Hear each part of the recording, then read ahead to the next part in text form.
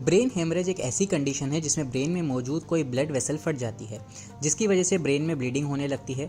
Bleeding या तो brain tissue में होती है या तो ब्रेन को प्रोटेक्ट करने वाली कवरिंग्स में, जिसको कि हम मेनिंजेस के नाम से जानते हैं। ये कवरिंग 3 लेयर के रूप में देखने को मिलती है। इसमें जो बीच वाली लेयर होती है उसे अरेक्नॉइड मैटर कहा जाता है। यहाँ पर ब्लड वेसल बहुत ज़्यादा मात्रा में पाई जाती है, इसलिए कई बार ब्रेन हेमरेज इस लेयर में देखने को मिलता है। ब्लीडिंग चाहे मेनिंजेस में हो या ब्रेन टिश्यूज़ में, दोनों तरह की ब्लीडिंग ही ब्रेन को नुकसान पहुंचाती है। अगर ब्लीडिंग ब्रेन टिश्यूज में हो जाए तो ब्रेन सेल्स ऑक्सीजन न मिलने की वजह से मरना शुरू हो जाते हैं, और अगर ब्लीडिंग मेनिंजेस में हो जिसकी वजह से ये प्रोटेक्टिव कवरिंग सूजने लगती है और जिसकी वजह से अंदर मौजूद ब्रेन सेल्स पर दबाव पड़ता है और इस दबाव की वजह से सेल्स मरने लगते हैं। ब्रेन में ब्लीडिंग होने की बहुत सारी वजह हो सकती है, जैसे सर पर गहरी चोट लगना, हाई ब्लड प्रेशर की वजह से, ब्रेन में ट्यूमर का मौजूद होने की वजह से, या मरीज में कोई ब्लीडिंग डिसऑर्डर होने की वजह से। दोस्तों, अगर हम इसके सिम्टम्स की बात करें कि ब्रेन हेमरेज के सिम्टम्स क्या होते हैं, ब्रेन में भयानक दर्द होने लगता है और बहुत उल्टियाँ भी पेशेंट को होने लगती है।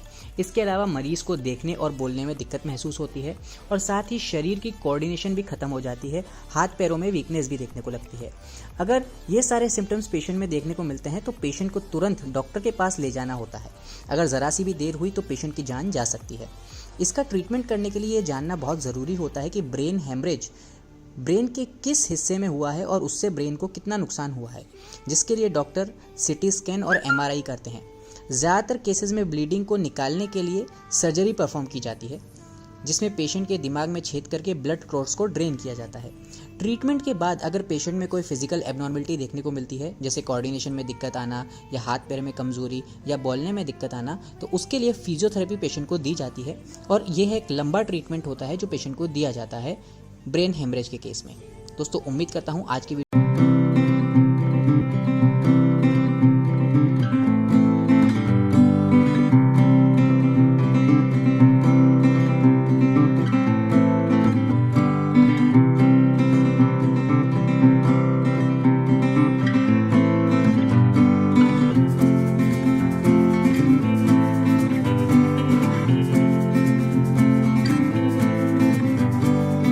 जिसमें ब्रेन के अंदर मौजूद कोई ब्लड वेसल फट जाती है, जिसकी वजह से ब्रेन में ब्लीडिंग होने लगती है।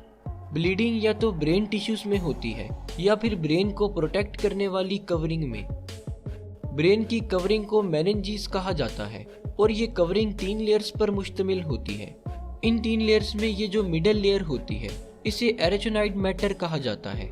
ये लेयर हाईली वेस्कुलर होती है, यानी इस लेयर में बहुत ज़्यादा मिकदार में ब्लड वेसल्स ट्रैवल कर रही होती हैं, जिसकी वजह से बाज़-औक़ात इस लेयर में मौजूद ब्लड वेसल्स फट जाती हैं, जिसकी वजह से ब्लड लीक होकर इस लेयर में इकट्ठा होना शुरू हो जाता है। ब्लीडिंग ब्रेन टिश्यूज में हो या एरेचोनाइड मैटर में, दोनों किस्म की ही ब्लीडिंग्स ब्रेन को नुकसान पहुंचाती हैं।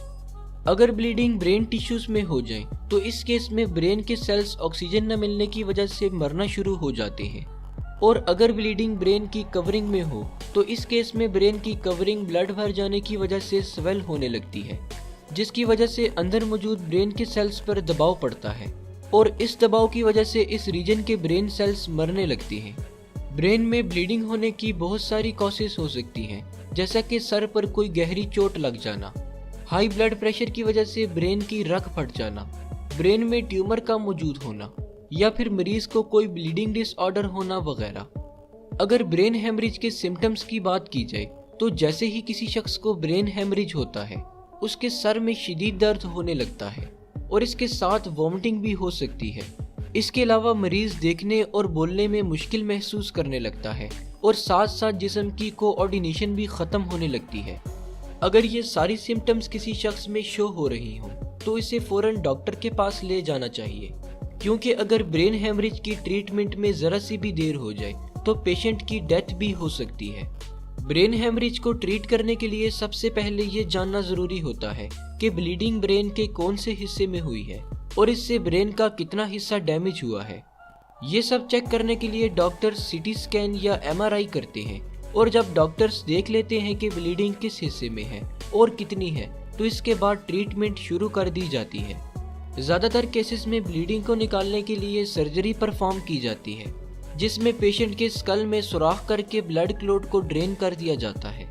ट्रीटमेंट के बाद अगर मरीज में कोई फिजिकल एबनॉर्मेलिटीज रह जाएं जैसा कि चलने फिरने और बोलने में मुश्किल हो, तो इसे दूर करने के लिए फिजिकल और स्पीच थेरेपी की जाती है, जिससे जल्द ही मरीज सेहतयाब होकर अपनी रोजमर्रा की एक्टिविटीज ठीक से परफॉर्म करने लगता है। शुक्रिया, अल्लाह हाफिज।